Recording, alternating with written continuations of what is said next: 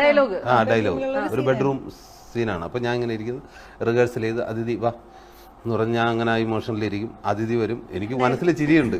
അതിഥി വന്ന് ചേട്ടാ എന്തോ പറയും, എന്താ ഇങ്ങനെ മൂടോട്ട് അതിഥി, അത് ശരിയായില്ല ഒന്നുകൂടെ. അപ്പൊ ഡയറക്ടർ പറയും കറക്റ്റ് ആയിട്ട് ചെയ്യും, അത് ചെയ്തു.